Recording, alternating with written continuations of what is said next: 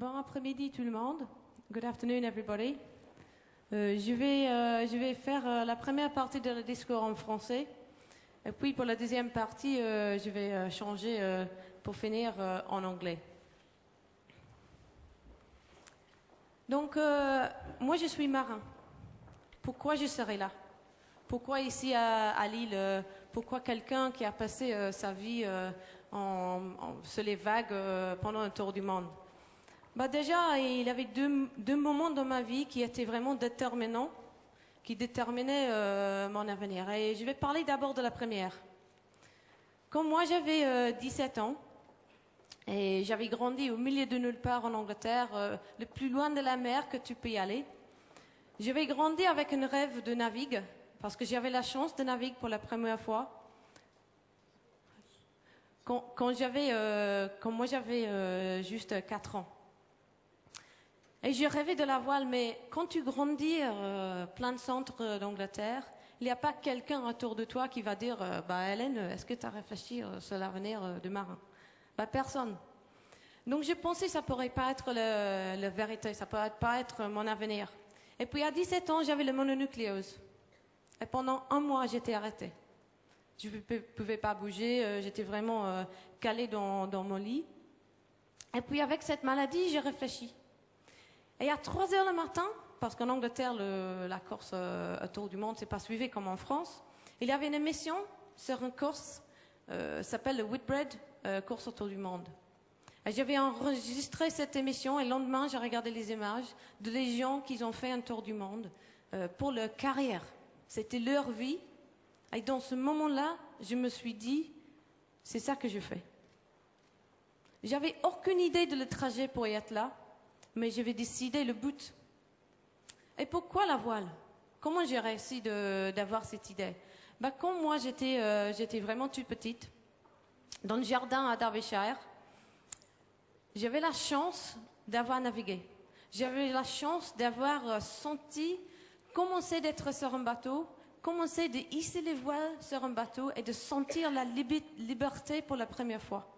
J'étais tellement touchée par ça, de sensation de bouger. Pour moi, le petit bateau dans lequel on était pouvait avoir apporté nous pour un tour du monde complet. J'ai rêvé de la voile, mais c'était pas faisable. Donc à 17 ans, quand j'étais malade, et j'avais décidé c'était mon avenir, là, il n'y avait aucun doute. Ça peut être la réalité. Donc je suivais un trajet. J'ai quitté la maison à 17 ans. J'avais gardé mon argent de cantine de l'école pendant 10 ans pour avoir un bateau. Chaque journée, j'avais les pommes de terre purées et les baked beans, qui je sais est quelque chose de très anglais. Et puis le reste, je gardais. Et finalement, quand j'avais 17 ans, j'avais suffisamment de l'argent pour acheter un petit bateau. Et c'est avec ce bateau-là que j'avais parti pour faire un tour de les îles britanniques, en solitaire, à 18 ans. Et c'était 2000 milles. C'est en plus de la moitié d'un transat dans un bateau qui était 6,30 m, tout petit, très vieux. J'ai réparé le bateau, j'ai parti et c'était le début d'une aventure. Parce que j'ai réalisé en fait que je peux naviguer en solitaire. C'était faisable. Je pouvais faire. 4 mois et demi plus tard, et ça c'était 1 mois de plus que le Vendée Globe quand même, je rentrais dans le même port de ce que j'ai parti. Avec une évolution, un tour de les îles Atlantiques. Et donc après ça, je suis partie dans le sud d'Angleterre. J'ai commencé d'avoir de plus en plus d'expérience dans la voile. Je faisais un transatlantique à 2 sur un 60 pieds qui était prévu pour faire le Vendée Globe. J'ai réalisé que je pouvais naviguer seule sur un 60 pieds aussi, parce qu'avant, je ne savais pas. Après, je faisais les transats en Corse avec les Italiens. Après, je faisais la mini-transat 97, un bateau de 6,50 m, un transat en solitaire, 33 jours, aucun contact avec la terre. J'ai réalisé en fait que je peux faire ça aussi. Et puis le but, parce que c'était toujours le but quand même, le but c'était de faire le Vendée Globe. Et on parle souvent du trajet du marin, on parle toujours du trajet en mer, mais en fait il y a un long trajet à terre aussi. Et comme moi j'avais rêvé du Vendée Globe la première fois, comme moi j'avais vu ces gens de bateaux, ces 60 pieds open qui font le tour du monde sans escale, c'était un rêve. Et la journée quand j'étais devant le PDG d'une grande société, en parlant de mon rêve, après d'avoir envoyé 2000 lettres pour essayer d'avoir un partenaire. J'ai travaillé jour et nuit dans un chantier naval pour avoir du sous pour manger. Et toute la nuit, j'ai écrit les lettres, envoyé les lettres aux partenaires. Finalement, j'étais devant un PDG. Et j'avais une chance. J'avais une chance de parler de mon rêve, le rêve de faire un tour du monde. J'avais 22 ans. J'avais aucune expérience à part d'une mini transat dans laquelle j'ai terminé 17e parce que j'avais pas de l'argent. J'avais même pas les nouvelles voiles. Et le PDG, il a dit, on va tester ton rêve avec la route de Rome. C'était en 98. C'était sur un 50 pieds. J'avais jamais navigué seul sur un 50 pieds en condition de course. Et dans cette course-là, j'avais gagné. Et après ça, ils ont dit, oui, Hélène, on va de soutien pour le Vendée Globe. Et puis ça, c'était un moment dans ma vie où un rêve a vraiment devenu quelque chose qui peut être réalité. Et la première réunion que j'ai eue avec les architectes du bateau, quand on était en train de dessiner ce bateau-là, je ne pourrais pas rendre compte que ma vie, c'était la mienne. C'était un tel rêve, et on a construit le bateau, j'ai fait un moitié tour du monde sur le bateau en entraînement. J'étais quand même dans un rêve. À part du Vendée Globe, j'étais sur un bateau magnifique. Donc j'ai fait les moitiés tour du monde pour entraînement. J'ai parti pour mon premier transat, la transat anglaise, dans l'année 2000. J'avais 23 ans. J'étais contre les 24 concurrents du Vendée Globe cet hiver. Et puis j'ai gagné. Personne n'attendait de ça, même pas de moi. Et c'était un résultat incroyable. J'étais ravie de gagner une course. J'étais nerveuse pendant 2 semaines, mais ravie de gagner. Mais c'était changé une chose. Quand le novembre de la même année, quand j'ai pris la ligne de part du Vendée Globe, la pression, c'était énorme. Parce que je n'étais pas juste un concurrent, j'étais un des favoris. Et le Vendée Globe, c'était ce rêve de faire un tour du monde. J'ai pris le départ, j'étais nerveuse comme tout. J'avais les boules dedans, je disais au revoir à mes parents. Et même maintenant, je ne me rends pas compte de la difficulté pour eux de dire au revoir à une fille de 24 ans quand elle va partir pour un tour du monde de 3 mois et demi. Ça, c'était dur pour eux, mais ils me laissaient partir. Et c'était pour une aventure incroyable. Les vagues dans la mer dessous, ils étaient de 60 pieds d'auteur, 18 mètres. Il avait les vents qui étaient très forts. J'ai vu les icebergs, j'ai vu les îles dans la mer du Sud, les îles au milieu de nulle part, les petites îles qui sont à 2500 milles de la terre où on habite. C'est vraiment un tour du monde dans les endroits sauvages. Et à la fin de ce Vendée Globe, je rentrais dans l'Atlantique. Pour un petit moment, j'ai passé devant Michel Desjouet, qui a gagné. Il me repassait devant. Et puis j'ai remonté. J'avais plein de problèmes. J'ai percuté un conteneur sur la terre. J'ai cassé une étaie du bateau. J'ai monté. Encore, toujours le risque. On ne va pas franchir la ligne. Et puis finalement, tu franchis la ligne. 3 mois et demi. Tu n'as vu personne pendant 3 mois et demi. Tu franchis la ligne. Et dans un côté, c'est incroyable parce que tu as réussi de franchir la ligne d'arrivée. Ça, c'est à dire que j'avais terminé mon tour du monde, mon rêve. Ça, c'était l'étoile devant moi que je suivis pendant toute ma vie. Et c'était atteint à ce moment-là. C'était là devant moi. J'ai réussi de franchir cette ligne. Mais les choses que je n'attendais pas, après d'avoir franchi la ligne, c'était les réactions à l'arrivée.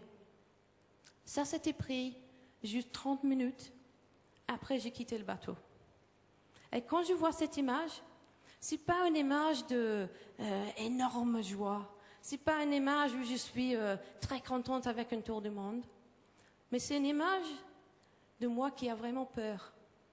Parce que le moment où j'ai quitté le bateau, c'était le moment que ma vie a changé complètement, pour toujours. Moi, j'ai voulu faire un tour du monde. Je ne cherchais pas d'être fameuse. Et ma vie avait changé complètement. Et dans mon cœur, en fait, même dans cette situation quand tout ce qu'on veut, c'est la normalité, de rentrer chez mes parents, de passer du temps avec eux, de prendre du thé avec eux, tout ça que tu cherches, en fait, c'est plus là. Parce que ta vie a changé. Mais les choses qui étaient bizarres, l'endroit, les choses qui me mettaient le plus à l'aise, c'était d'être en mer. Parce qu'en mer, on gère un petit bateau, un bateau qui est nos mondes à nous, et toutes les décisions qu'on prend à bord, c'est les décisions à nous. Et le moment que tu quittes le bateau après une course, c'est plus pareil, parce que tu sens un peu perdu. Donc en 2000 ans après d'avoir terminé le Vendée Globe, j'ai reparti en mer, mais cette fois-ci, c'est les multicoques. Et je faisais un peu d'entraînement. Et les multicoques sont un peu différentes. Les multis sont très légers. Ils étaient la même longueur que Kingfisher, mais par contre, ils avaient la même largeur que la longueur de Kingfisher. Et la grande différence, c'est qu'un monocoque comme Kingfisher a une grande boule de plomb sous l'eau de 3 tonnes. Donc si le bateau est poussé à 90, il revient. Les multicoques, ils n'ont pas de ça. Et ces prochaines images montrent que c'est les bateaux qui vont vite, bien sûr, mais il y a aussi un risque. Ce bateau-là n'a pas chaviré. Personne ne sait comment. Il avait 11 personnes sur ce bateau-là. Celle-ci, pareil. 11 personnes, mais lui, il a chaviré.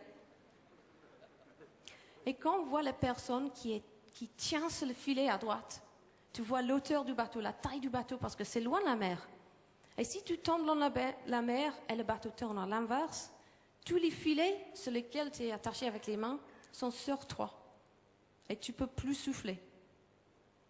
Et je connaissais ces situations très bien parce que moi j'étais à bord de ce bateau-là. En 2003, avec Alain Gauthier, on a chaviré le bateau Foncia. Et j'étais dans la cuisine en train de manger. J'étais à 2 minutes d'aller sur le pont pour mon quart. Et il avait un petit tap. Et 5 secondes après, le bateau était à l'inverse.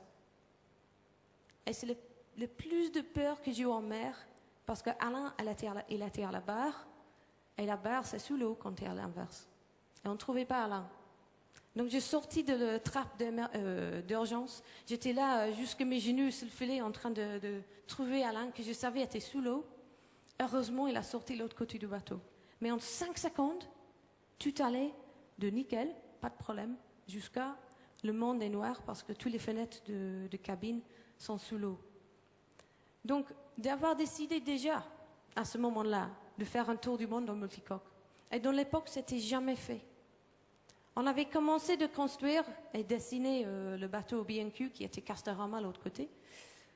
Mais dans l'époque, personne n'avait fait un tour du monde en multicoque. C'était jamais fait. C'était trop dangereux. Beaucoup de monde en sont essayés, mais personne n'a franchi la ligne d'arrivée.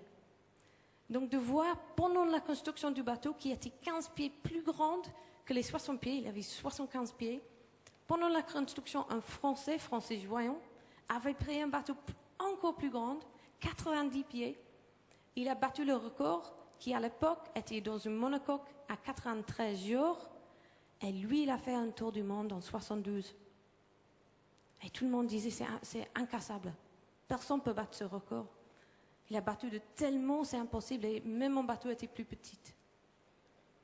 Et puis, ce moment-là, je vais changer en anglais, pour les Anglais dans la salle. Donc, si tu cherches l'autre langue. So we built B&Q, and we took her to the start line. And it's the most nervous I've ever been before any journey. I sailed from the UK to France solo on the boat before setting off for the round the world. And that night, being alone, not in the record, was so difficult. But I knew why I was doing it. All I wanted to do was cross that start line. And it was an amazing journey, but a different journey. In the Vendée Globe, you are with 24 other sailors. You may see them, you may not, very rarely. But on a record, there is nobody with you. Nobody sails anywhere near you. The boat is faster, the boat's more stressful. The ropes that pull in the mainsail, they take loads up to 7 tons. There's no electric winch, there's no hydraulic winch, and the faster, the more stressful. If you drive a car at 20 kilometers an hour, it's not too stressful. Take that to 40, more stressful. 60, 80, 100, 150, 200 kilometers an hour, you are holding onto the steering wheel, trying to keep that car on the road. That's what you do when you sail fast at sea, but in 60-foot waves with icebergs and at night. And the stress was amazing. I'd never experienced that level of stress. You sleep literally between the inside and the outside. You pull a blanket over you, you sleep for 5 minutes, 10 minutes, maybe 20 minutes. The question is not waking up. The question is, can you actually get to sleep? The boat's being thrown around in the waves, and it just sails on and on. 24 hours a day, 7 days a week, for month after month. And that not stopping is hard to communicate because the boat never stops. Day and night, it never stops. You're always listening to every sound that that boat makes. And you have to manage yourself. You have to manage your own sleep. You can only sleep when the weather lets you. If the wind is changeable, up and down, no sleep. Because one gust of wind, 5 seconds later, the boat's upside down. And in the boat too, in the boat you manage all your resources. You charge your batteries. I had a diesel generator. I took 475 litres of diesel just to run 2 computers and the autopilot that steered the boat. Never do you let the batteries go flat. Because if the batteries go flat, 5 seconds later the autopilot disengages and the boat's upside down. So you're living at a rhythm. You're managing your resources. Food, fuel, water, everything is there in the boat. And I had this overwhelming feeling of what the word finite meant. I left on that record with a minimum of resources, and I knew at one moment or another those resources would run out. On land, is it that different? I asked myself that question. And I came to the finish line. I broke the record. I beat Francis by a day, despite the fact that Cape Horn, I had a 5-day lead. I lost it by the equator, then reclaimed it by the end. So I went around the world in 71 days, 14 hours, 18 minutes and 33 seconds. And at that point, I was at the pinnacle of my career. I was loving every minute of it. I dreamt of being a sailor, and I was one. And I'd been around the world in the Vendée. I nearly won every race in Kingfisher. And then we built this boat to race around the world in a record, and we'd done it. And after the Vendée, I was quite frightened, because my world had changed. But I was ready for this when I came home. I understood what was happening around me. And there are many possibilities you have. But I got one chance that I took. And that was to go and see one of these Southern Ocean islands. The islands that I'd glimpsed when I'd sailed around the world in the Vendée Globe. And I went down to an island called South Georgia, in the middle of the yellow square. And it was in the middle of nowhere. We sailed for 4 days to get down there. And I spent 2 months on the island, spending time walking around and taking in this incredible wilderness. We saw 71 knots of wind on the way down there. When we arrived, there were icebergs all along the coast. And I spent a large part of that time camping on an island, away from everything. And this is the second defining moment in my life. And what's interesting is I wasn't looking for either of them. The first, I was ill with glandular fever. Here I was on an island in the middle of the Southern Ocean.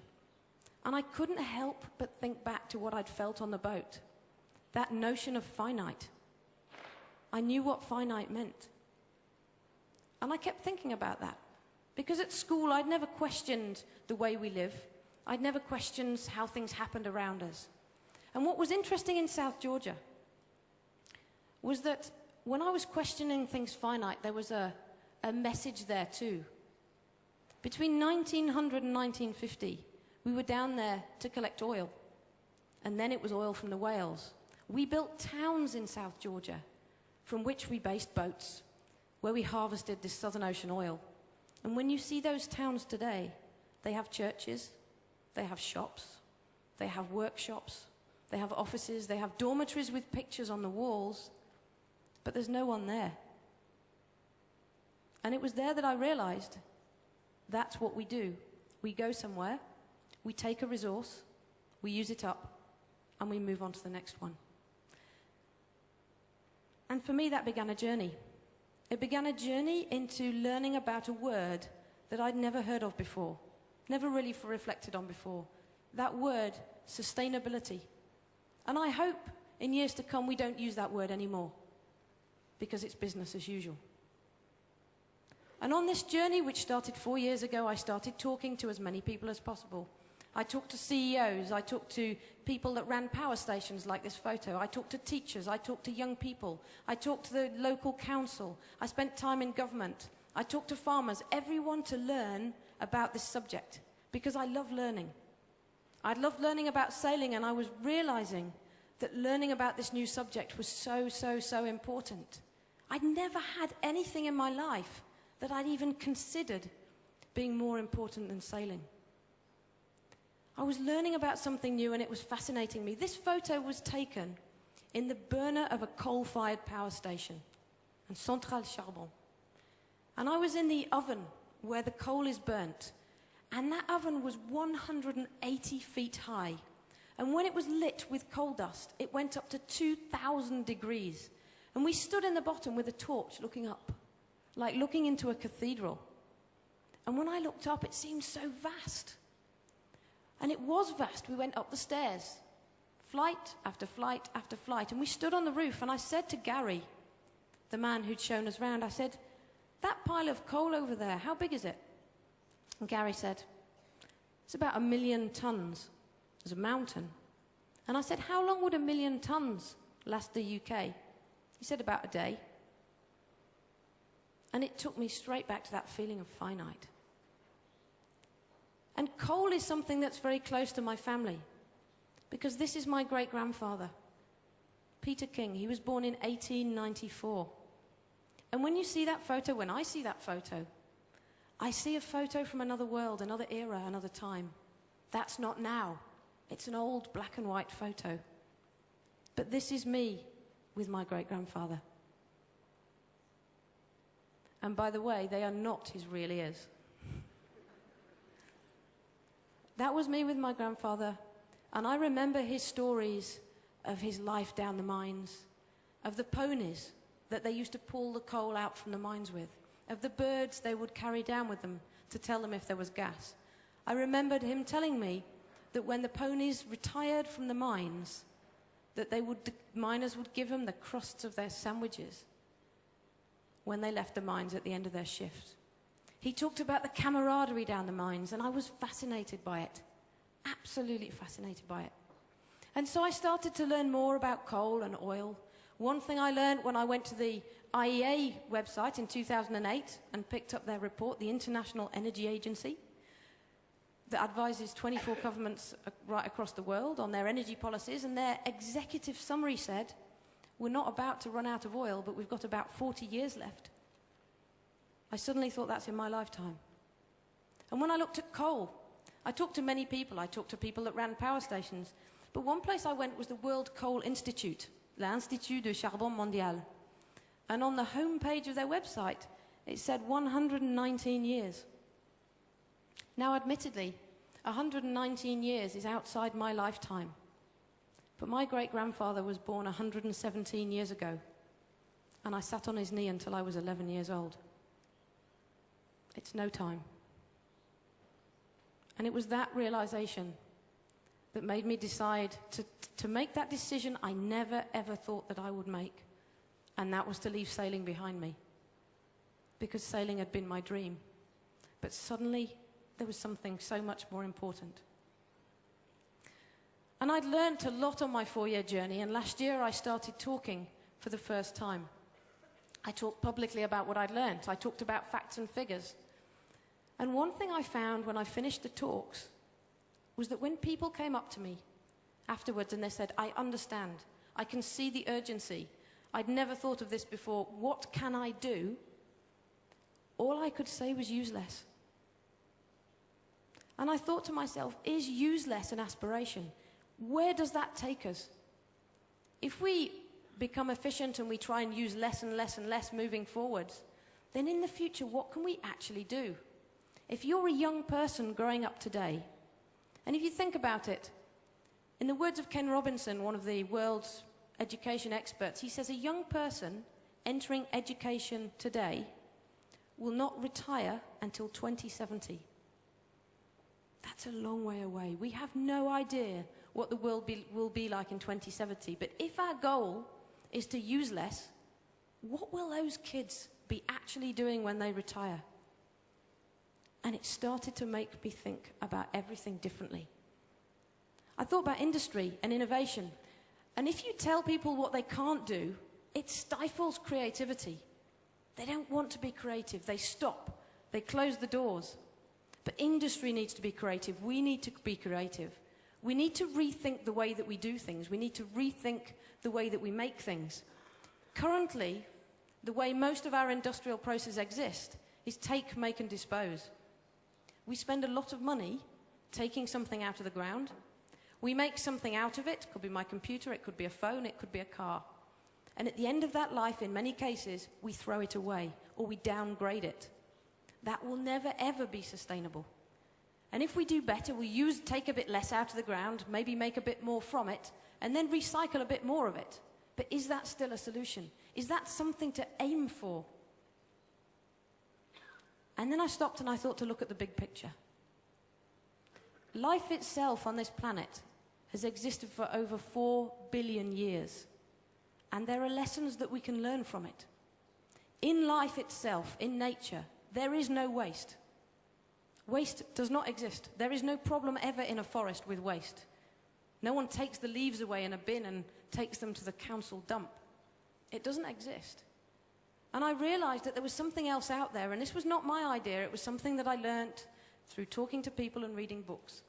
That actually, if you apply lessons from life itself to our industrial systems, you end up with something called the circular economy. And the circular economy is about seeing things differently. It's about looking at the fact that in life itself, materials cycle. What you have is a continuous flow of materials. Life itself doesn't use things up. It just uses them. It holds them and then they go back into the next cycle. And I realized maybe this was also applicable to the way we made technical products. Not all biodegradable, so things go back to the earth. But life itself's about materials flows. And we have a lot of materials. We use plastics. We use metals. We use indium in the screen of every mobile phone. Not that much of that left in the world. Nobody makes this stuff anymore. Nobody makes copper anymore. No one makes steel anymore. We just have these ores, this resource, just once. And maybe what we should aim for is making products differently, thinking about how we cycle materials. And to give you an example, if you take a washing machine, right now, the company that makes the washing machine needs to sell more in order to be profitable. If you think that maybe in the future you rent a washing machine or you pay for 3,000 washes, when that machine reaches 3,000 washes, either the manufacturer takes it back and they repair it, or maybe it's built so it'll do 20,000 washes, so they leave it, or maybe they take it back and they build a new washing machine. But that machine is owned by the manufacturer. The materials in that machine belong to them. Therefore, they take those materials and they use them again in a materials flow. And actually, that's getting more and more towards sustainable, because if we do that using renewable energy, as in life itself, then we can be truly sustainable, and an industrial model can be sustainable. And I was beginning to see for the first time that yes, efficiency is vital, but there's another way of seeing the way we can move forwards. The circular economy does actually really work. And it was on discovering that I created the Ellen MacArthur Foundation, which for me has replaced solo sailing completely. This has become me. This is what I spend all my time doing, is working on this subject. And we put a team together over 18 months. We launched the foundation in only September of this year. And over 18 months, we raised 7 million euros for the foundation, all from businesses, all from industry, at a time just after the financial crisis. And I realized one thing was that these businesses weren't doing it because it was a nice box to tick in sustainable business or corporate and social responsibility. They realized that if they didn't do things differently, they wouldn't be here in the future. And what the foundation has set out to do, and this is why it worked, is to inspire the next generation to rethink, redesign, and build a sustainable future. We took the idea that those young people growing up today, they need to think differently. They need to be creative. They need to think about how we can run a different model. And so we set out to find that funding to communicate with as many as possible. And we work with the UK education system. We partner with organisations that write the material that those young people study at school. And we work with universities. And we're starting to run business conferences to try and help the next generation to take this on and help those businesses who've backed us as they believed in us because they know they need different skills. They need different skills moving forwards from the people that they're going to employ. And it takes me back to that moment with Kingfisher. When Kingfisher sponsored me for the Vendée Globe, lots of people after that race, which was so successful, came up and they said, Kingfisher was so lucky to sponsor you. And I'd always pause and I'd think, and I'd say, it wasn't luck. They weren't lucky. They took a risk. It could have gone right or it could have gone wrong. But if in life we don't take risks, if we're not creative, if we don't push the boundaries, we will never find a solution. And that's what we're encouraging young people to do, is push those boundaries and absolutely think different about it. This phrase explains exactly what we're trying to do with the foundation. If you want to build a ship, don't drum up the men to gather wood, divide the work and give orders. Instead, teach them to yearn for the vast and endless sea. And if you think that's a hard challenge, and I do, I think it's quite possibly the hardest challenge that we've ever faced. If you think it's hard, and I always look back, I think back to the life of my great-grandfather. He was born 116 years ago. Just look at his lifetime, 120 years ago. We turned lightning into Deptford Power Station in London, which at the time was the biggest power station which existed in the world. 116 years ago, the year he was born, there were only 25 cars on the road in the world. And now there are 600 million. 107 years ago, we flew for the first time. He was 9 years old. And yet 100 years later, there were 4.9 billion air travelers. 82 years ago, we discovered penicillin, and we saved millions of lives all over the world. 71 years ago, the first computer. Many said it wouldn't catch on, but it did, and just 20 years later, we developed the microchip, of which there will be thousands of in this very room here today. 56 years ago, the first nuclear power station. 41 years ago, we didn't just look at the moon, but 7 years before I was born, we actually went and stood on it. 31 years ago, first mobile phone. Bit impractical, but we can now communicate all over the world. And 20 years ago, we developed the internet. If ever there was a time in the history of our civilization we can share ideas and find a solution, it is right now. What's needed is nothing short of the next industrial revolution. Maybe it's our duty to question the model that we know doesn't work anymore. But maybe the answer to that question is actually much closer to us than we think. Thank you.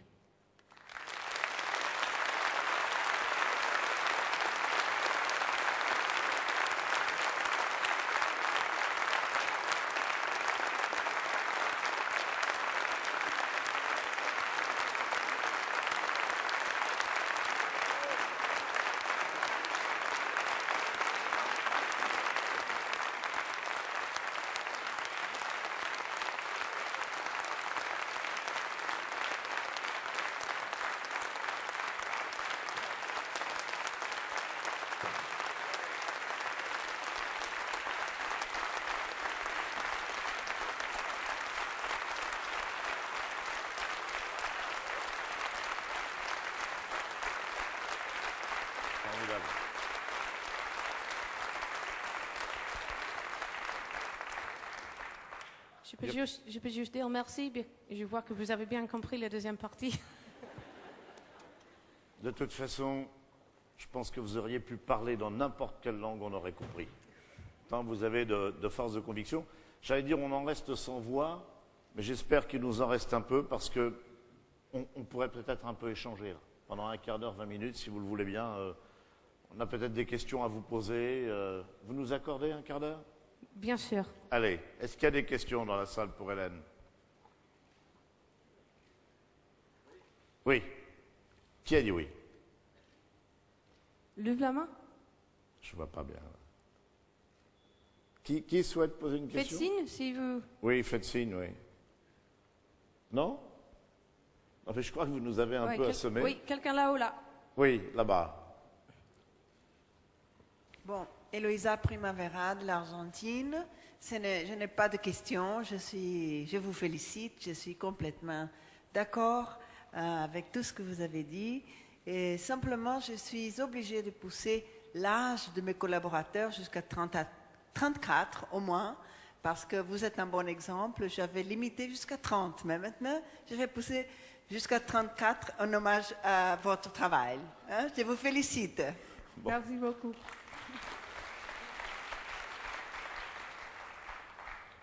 Quelqu'un souhaite-t-il encore intervenir? Oui, une derrière là. Une derrière là. Vous savez, vous faites mon boulot là. Non, mais... Bonjour, Pauline, tout le monde de l'ISA de Lille. J'aimerais savoir quels sont vos plans pour le futur au niveau de votre fondation. Comment vous allez continuer ce que vous êtes en train de faire, ce qui est déjà superbe. On a commencé en septembre cette année publiquement parce qu'il y avait une an et demi de travail derrière. Et quelque chose qui était très important pour nous, c'était d'avoir le message qu'on cherchait, le message de créativité et message autour des possibilités. Et puis, quand on a commencé la fondation, on savait que l'éducation, c'était au cœur de tous.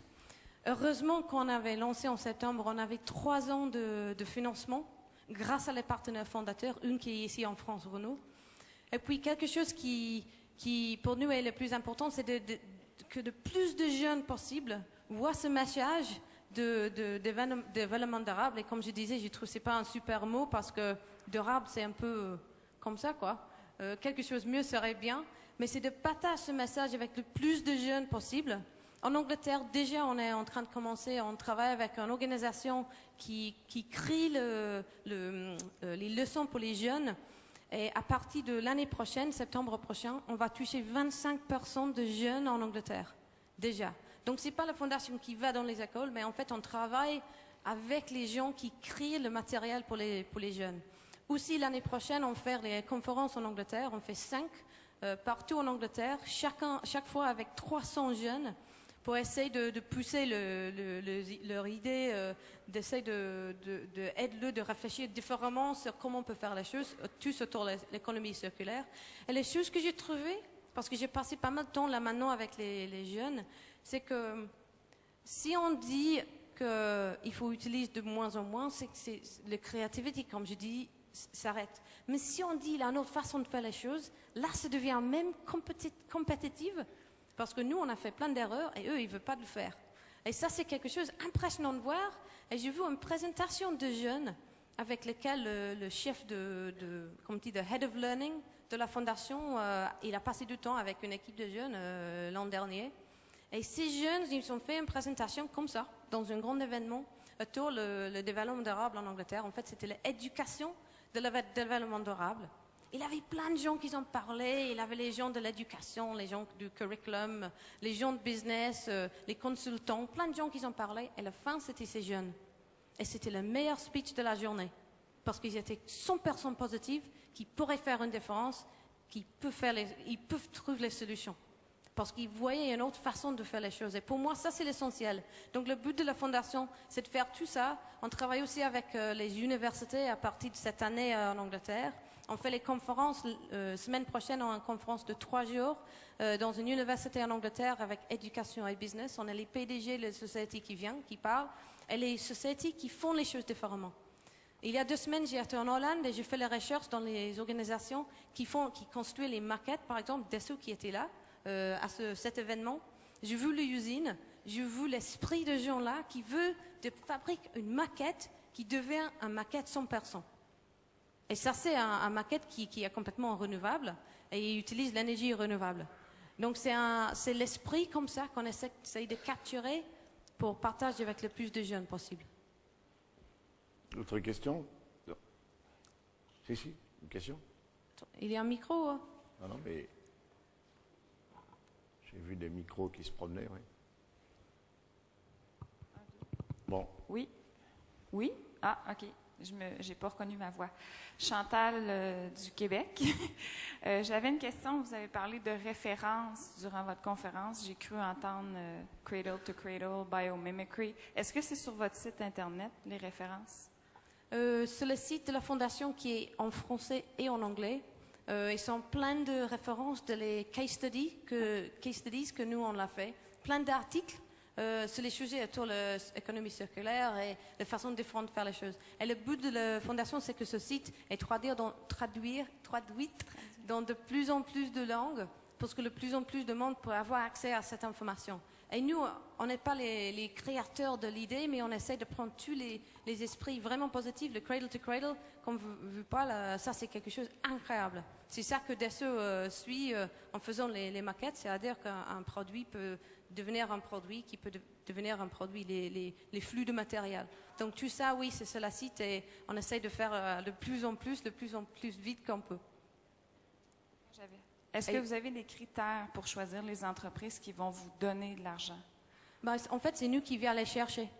Donc, pour les informations qui sont sur le site, c'est nous qui venons les chercher. Les case studies sur le site, c'est nous qui ont lu, qui ont parlé avec les gens.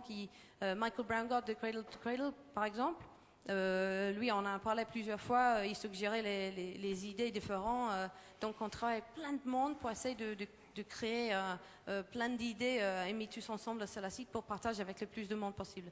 Et on a visité le bureau de biomimicry à Hollande il y a 2 semaines aussi pour voir qu'est-ce qu'ils font et comment ils apprennent aux jeunes et aux adultes pour l'industrie cette modèle différente. C'était très, très intéressant. Il y avait quelque chose qui peut-être il faut que j'ai dit en anglais. Biomimicry, it's not learning about nature. It's learning from nature. Et ça, c'est quelque chose de très intéressant pour les jeunes parce qu'on peut apprendre plein de choses quand on regarde comment les choses se passent à l'extérieur de ces murs. Il y avait une autre question Oui. juste là. Oh, ici, Oui, là. bonjour Hélène, Denis Marchnel, Lillois et marin du dimanche. 2 questions aux marins. Quel regard vous portez sur les jeunes marins qui entreprennent un tour du monde adolescent? On a vu des Hollandais ou Hollandaises, Australiens, Américains, avec parfois des prises de risques importantes. Puis la deuxième question, est-ce qu'un jour on vous verra en course? Une course pour les jeunes? Non, vous. Moi? Vous, la deuxième question, c'est vous, votre avenir. Est-ce qu'on Oui. te reverra en course un jour? Ouais. Bah, ils avaient une question aussi sur les Hollandais jeunes Voilà, aussi. la première question, Ouais. c'est est-ce que c'est bien que des jeunes de 14 ans fassent Ouais. le tour du monde? Et la deuxième question, c'est quand est-ce que tu reviens en course? Ouais. Je crois, d'abord pour la jeune, le jeune, la fille, je crois qu'ils sont 3 challenges. Il y a le challenge de naviguer le bateau. Et elle a grandi sur un bateau, donc je crois qu'elle peut naviguer mieux que moi quand j'avais 18 ans en faisant mon tour des îles britanniques. Je suis sûre qu'elle peut naviguer. Deuxième challenge, c'est de passer beaucoup de temps toute seule. Et elle avait l'air de vraiment avoir l'envie de faire ce tour du monde. Le troisième challenge, c'est quand elle rentre, sa vie va avoir changé plus qu'on peut imaginer. Et elle va avoir aucune idée de comment et jusqu'où sa vie va avoir changé. Et si elle arrive de faire le tour du monde, pour moi, ça c'est même une des challenges le plus dur. Parce que sa vie va avoir changé complètement. Moi, à 24 ans, à l'arrivée du Vendée Globe, j'étais tournée à l'inverse. Elle a que 14 ans. Ça, c'est le risque. Autant que d'être en mer. Et la deuxième question, c'était, est-ce que moi, je vais repartir en mer? Ça me manque énormément. Franchement, de voir la route de Rome, qui vient juste de terminer, je suivais tous les jours sur l'Internet et beaucoup de mes amis y faisaient. Mais moi, j'avais une option à l'arrivée de dernier tour du monde, quand j'étais dans une position de trouver dessus de les grandes sociétés pour faire tout ce que je veux. Quand j'étais sensibilisée au sujet de développement durable, j'avais des options. Je pourrais faire un tour du monde avec un bateau en disant utilise-moi. Un bateau avec un message dessus. Ça, c'était une option. J'ai réfléchi beaucoup sur ça. Mais je ne voulais pas de transmettre un message à tout le monde. J'ai voulu essayer de trouver dessus pour essayer d'être partie de la solution. Pas juste à dire à tout le monde il y a un problème, mais d'être vraiment d'aide avec la solution. Donc, est-ce que j'ai l'envie de faire un tour du monde? Absolument. Mais est-ce que c'est au même niveau d'importance de qu'est-ce que je fais maintenant? C'est très très loin. Ça va être bien pour moi, ça va être génial de revivre les émotions en mer sur lesquelles je rêve très très souvent, mais est-ce que ça vraiment change des choses? Est-ce que ça vraiment aide? Grâce à la Vendée Globe, grâce à les tours du monde, j'ai une voix et je sens que vraiment il y a une responsabilité d'utiliser cette voix pour quelque chose qui compte vraiment pour tout le monde.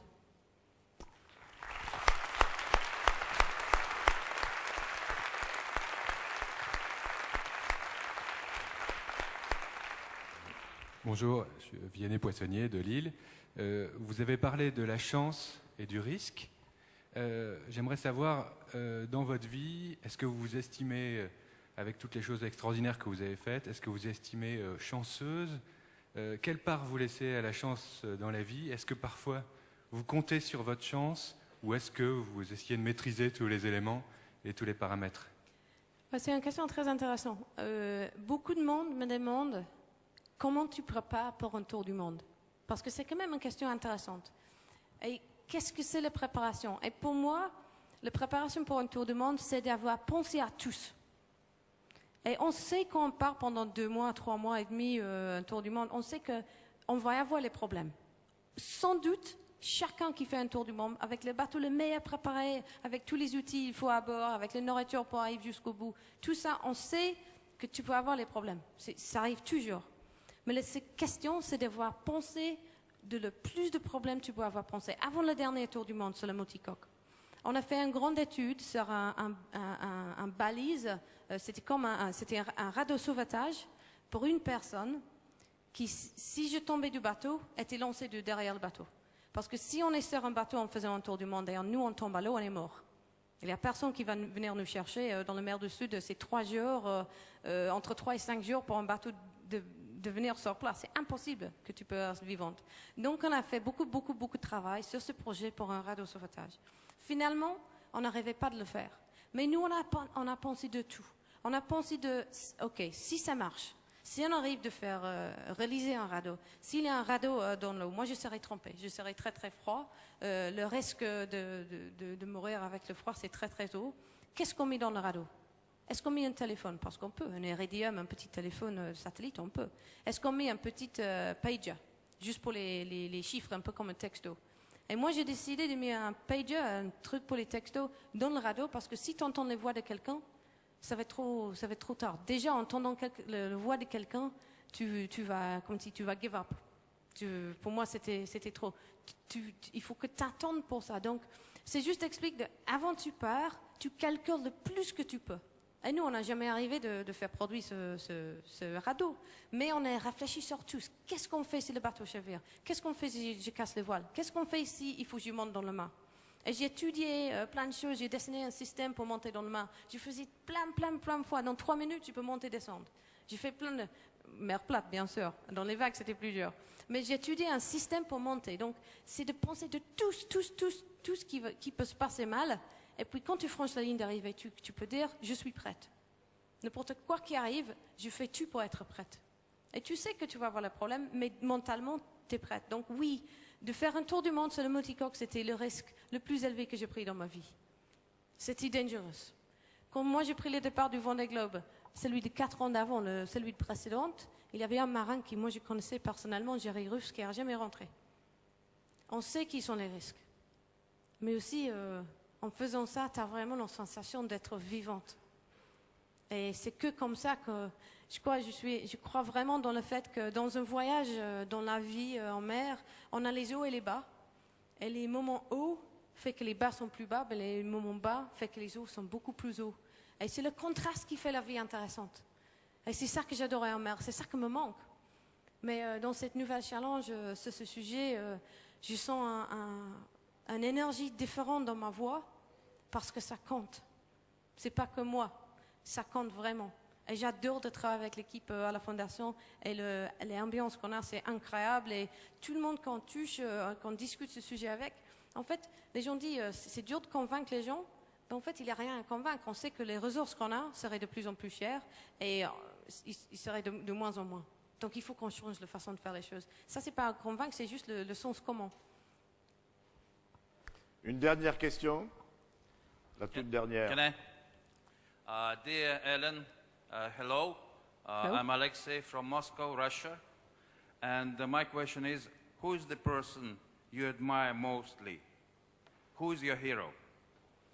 Who's the person I admire the most? I'll answer in English. I think you'd probably expect me to say some famous sailor. But the person I respect the most is my grandmother, who is no longer alive, because she grew up in a town in the north of England, and she had a dream. She wanted to go to university. She wanted to get herself out of the poverty she lived in, and she wanted to get a degree, and she wanted to step out and have a good life. And she won a scholarship to go to university when she was at school, or to go on to higher education. And her father forbade her from doing it. He said, "We cannot afford for you not to go to university. You have to go out and work. We can't afford for you to be in education." So reluctantly at 14, she left school and she went to work. And she worked hard and she got married and she had 3 children. One was my Auntie Thea, who taught me to sail. One was my mother. Another was my Auntie Sylvia. And she worked and worked and worked to make sure her 3 girls all went to university. And then when she retired, and she was a single mother for many years because her husband was very sick and he died very young. When she retired, she came to Derbyshire. And she lived in the cottage that my mum and dad first lived in when they got married. And we saw a lot of my nan, and she encouraged me to write. She encouraged me to think. She encouraged me to expand my mind, and she encouraged me to chase my dreams. But at the same time, she didn't let go of hers, because she started coming to our school. She came on our bus. And my brother, who's 3 years older than me, was in German classes with my grandma. And then she did GCSE German, A-level French, A-level German, and then she went to Derby University at the age of 79 years old, and she did a degree in European Studies. She spent 6 months in Heidelberg in Germany as an exchange student, living in halls of residence. She would report back in letters about pizza parties and exchanges she'd had with the students. But she never let go of her dream. And she died 3 months after receiving her degree. And she was asked on behalf of all the students to give a speech. And she stood on the stage. She'd never given a speech before, in front of probably this many people. And she read this speech that she'd written on a piece of paper. And she knew she had one opportunity in her life to share what she felt. And she talked about her experiences at university, how she was chasing her dream, how she'd never let go of it. And then she said in this speech, and this may be difficult to translate in French, she said, "I went to Germany for 6 months as an exchange student, and I scored." And now in English that's very funny, obviously not in French. But she had an opportunity to say that in Germany old people were respected. And she was just someone who never ever let go of her dream. And to see her go through her life, never letting go of that dream, having opportunities and taking them, was quite incredible for me. And only when I grew older did I realize just how much of an impression she'd had on me. She was an amazing lady, and I wish she was here today.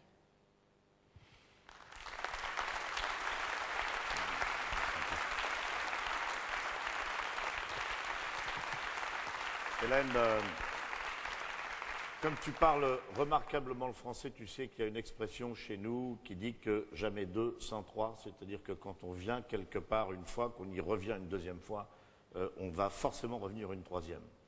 Il y a 1 mois, tu es allé dans notre région, à Maubeuge, chercher ta Kangoo électrique que tu as ramenée à l'île de Wight.